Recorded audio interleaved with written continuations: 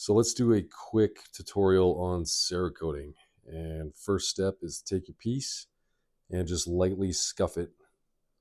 So I've gone over this with some used like 150 grit 3M Cubitron, the purple paper. It's real good. Cuts well, and you could wash it out with water, reuse it. It's a good sandpaper to use. But basically just want to get some fine texture without really changing the dimensions of the part in any way. And allow that metal to soak up the coating and have it something to stick to. So from here, we got to clean it off. So rinse the part off in water just under the tap, and made a little hanger out of mechanics wire here. Now we're going to degrease it by just dunking it for like a couple hours and then rinsing it off with water. This part's aluminum. If it's steel, you're going to want to air it off with a compressed air and then WD-40. Keep it from rusting. You can't have any grease on this before you throw coating on it. So there's a bit of a game to play with coating steel, and maybe we'll do a specific example of that in the future. But basically, got a couple 5-gallon pails, and I like to use a product called Grease Off, or Grease Off, GREZ-off. I can't remember what brand makes that, but it's real good. It's got antioxidants, so it'll keep your stuff from rusting. But basically, if it's real greasy, the stage 1 disgusting greasy degreaser, and then once it's clean enough, I got another bucket here with kind of a fresh product. So this guy's nice and clean. So just simply dunk that guy. Try to get any residual water rinsed off, and then we're just going to dunk it and leave it a couple hours. So let's talk about masking real quick. Not a lot to it, using your standard masking tape. One thing worth mentioning, all this debris that kind of adheres to the side of your masking tape, it's probably worthwhile to keep it in like a plastic bag. Because this stuff, like if you're trying to use the hard edge as your edge on masking, it's going to hold those fibers kind of above and on your piece. So beware of that. And then the second trick is to get yourself this kind of knife, this little razor type knife off like Amazon or whatever. And that's really going to help, kind of using it on a bit of an angle. Either way, it's really going to help get those clean lines, like use it on the back of this guy, and doing the circumference of the circle was made a lot easier with that nice sharp knife. So let's get to coating these things. Let's talk quick about the equipment you're going to need. So I've set up my own kind of flow booth thing here, which is super helpful. Basically, it's just a turned over storage bin with like a household vent riveted into the back here. Off the back of that, I am running this, it's like a grow tent air exhaust fan. So it's a real convenient setup, and there's also these kind of dust filters for your household vent system that work great. So, once the fan is engaged, it holds itself in place. A couple holes drilled in here in case you need to hang parts, just mechanics wire. Convenient. You're going to need some safety equipment, obviously a ventilator of some kind, some gloves. You will need a little airbrush. And you're going to be running about 30 psi to 35 on this thing. That's where I find the sweet spot is. I've got a 0.3 millimeter tip one and a 0.5 for heavier coverage. As you can see, I keep the airbrushes in stock because I find that they'll just kind of fail. You'll get like a bend in the needle or some kind of blockage internally. Helpful to have extra kits on hand when you need them. And then other than that, I like to use like a red Solo cup, fine mesh filter for straining your paint through. The Cerakote likes to dry right around the nozzle of your container, and those little bits will pour into your paint as you're trying to pour it out of the container. So helpful to have that. And I got a pump and spray here that's filled with brake clean, used for cleaning up any spills, or at the end of it just running it through your airbrush. So let's fire this thing up and get to coating. I'll try to take a kind of continuous shot for a couple minutes. Cerakote lays exceptionally thick, so you're not going to want to coat too crazy. Obviously I've got all of our coatings here as well. I like to tape the bottles up with just like some PCV electrical tape at the end. Yeah, nice thin continuous coat, one wet coat, as thin as you can. A run will be terrible. If it's coated too thick, you're going to get like a bubbling effect. So let's give it a shot. Before we get started, the first thing you want to do is test your airbrush. So you want to make sure that needle is getting fully retracted. And you got a nice spray. You can see this needle's already a little bent, shooting down. I'm just running brake clean through it right now. I just ran out. But just confirming that the spray is working properly before we run, actual expensive coating through this and waste it. As soon as you open this container, it's going to start, rapidly curing. So even like a couple of minutes, it'll thicken up real quick. So speed is of the essence. In the last clip here, I said it lays exceptionally thick. I meant to say exceptionally thin. So thin coat is the goal of the whole thing. I can't say it enough. Thin coat. Going to be speaking through the respirator. Got my mic on.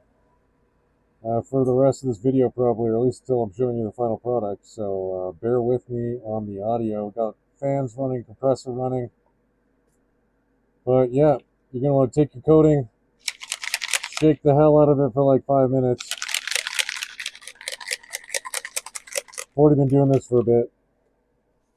But I find it useful to use a pair of pipe wrenches to open this up, because as I was saying, the old coating is going to dry at the top, and it's going to like basically permanently seal this thing. So very hard to reopen it once open.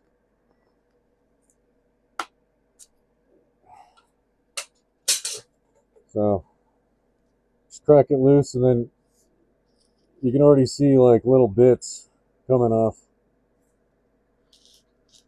And we're just going to go ahead and pour this through our strainer. So we are just going to use a very, very small amount for this.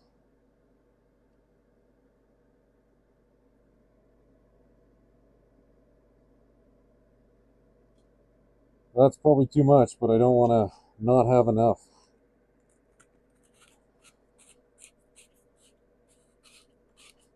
And immediately sealing this guy back up, because again, I'm trying to prevent the loss of the solvent in the coating. You'll get the entire bottle drying out on you real rapidly. And then once it's all kind of dripped down, just carefully pouring in a tiny amount.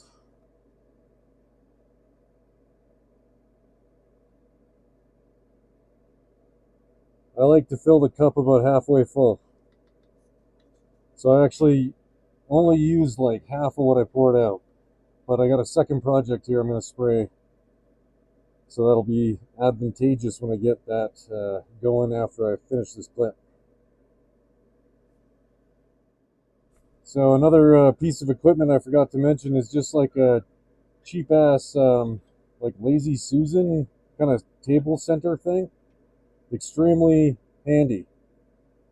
But we got our paint gun loaded, our part cleaned off, no dust in the flow hood, and all I'm going to do, just spray a test spot to make sure my gun's working, and then I'll get to work and I'll just start painting.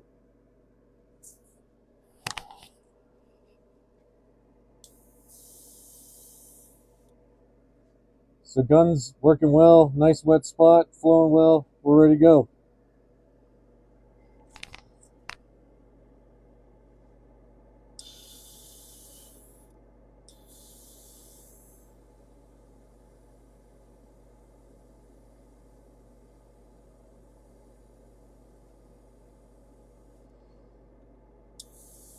So I'm focusing on the hard to reach areas first. And again, notice it's just like single wet coat. I try not to reach over the piece too much because dust from your clothes can drop onto the piece. So just set back a little bit. And I'll also use the lights to look at the glint of it as I'm laying it and make sure I got full coverage.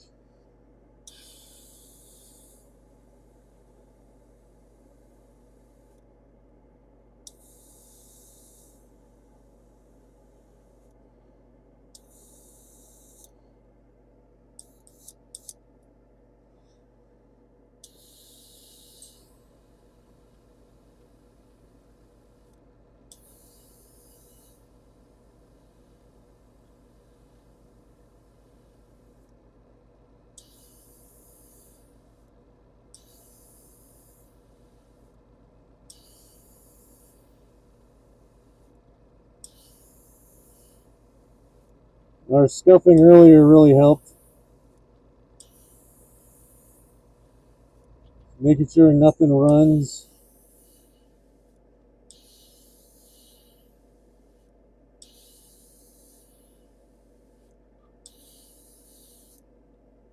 So I did the little lip. Now I'm going to go back around kind of the rim. And really using that light to see where I've kind of missed.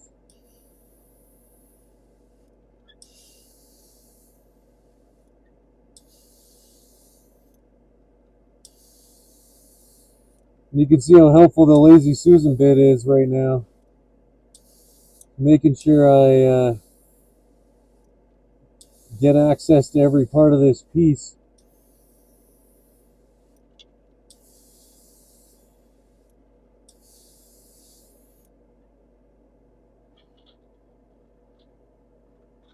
Quick spin of the light. I think we're good to start working on the center section again.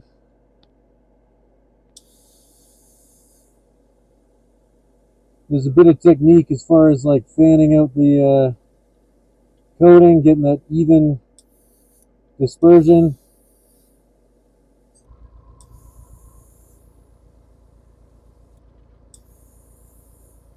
Making sure the whole thing is one nice shiny bit.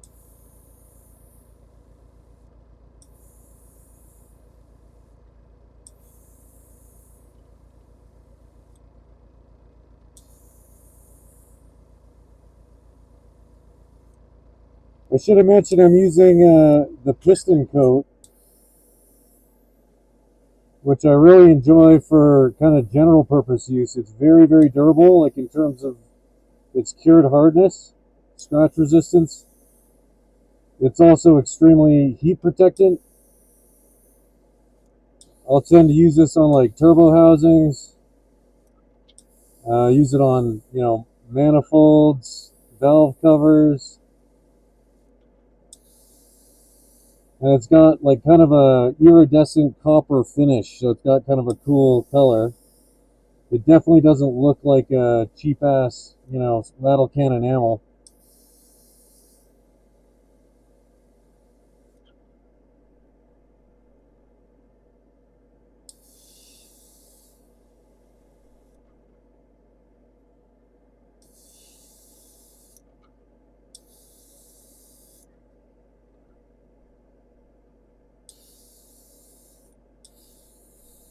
So I'm just looking in that light.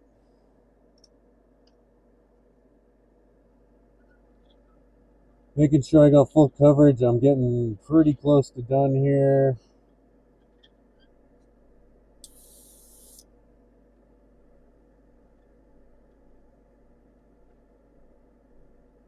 You can see I got a couple little tiny dust particles There's some scratches on the piece still that are going to show up once the coating dries. Like with any coating or paint, imperfections become more obvious. Like if you've ever tried to do auto body, my God. But that's it. We're ready to rock.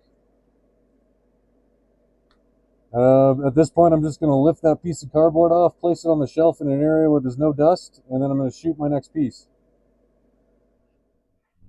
Back in the kitchen with all the finished products. So this is the piece we just did. I had already done the opposite side. And it's been like 2 hours, I'd say. Just went out for dinner, come back, everything's all dry. Takes about 5 days for it to fully cure. And it'll get a little harder as far as scratch resistance. But yeah, nice smooth finish. Got a backing plate from an IS-38. This one I'd only done the one side, so that's all scuffed up, ready to go for the next coat. But comes out quite beautiful. And the real purpose for this, other than just oxidation resistance, is it acts as a thermal barrier. So you got the hot side of your turbo not conducting into the cold side, the compressor side. And as you get more advanced with your technique, you do something like this. So this gray is the transfer gray. It's a thermal dispersant. Got more of that piston coat underneath the heat shield.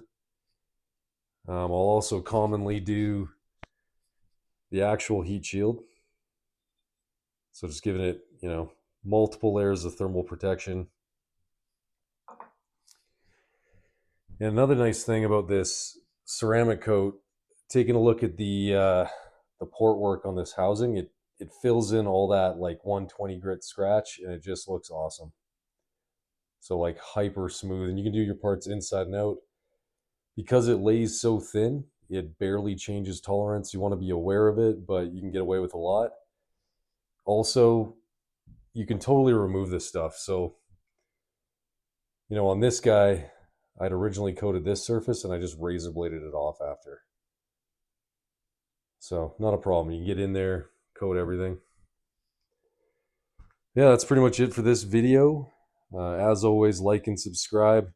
So, as I've been doing these various projects, some of them on special request, a lot of the times just showing you guys what I'm working on, I have managed to accumulate something kind of cool. So here we've got that kind of two-tone center housing from a GT3582. We took that thing apart in a previous video looking at clocking, like housing orientation. I've now prepared two backing plates. So, this is the part that goes on like right here. And I've got 360 bearing kit already in stock in hand, upgraded bearing kit. And I also have this guy. It's a mildly upgraded turbine for a GT3582. So I think just a tiny bit of height on this blade, open up that kind of air gap to the secondary. This was an early venture for me, so I had yet to learn about extended tips. Pretty much a mildly changed version of a standard like eBay GT3582. And went with the same turbine on it because honestly I found that the power output is not a problem on these at all. Like 350, 500, 550, depending on your displacement.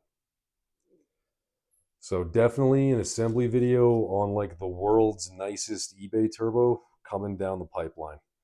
So thanks for hanging out with me on the internet. Really enjoy it. Gives me some weird motivation to keep doing this stuff, and we'll see you next time.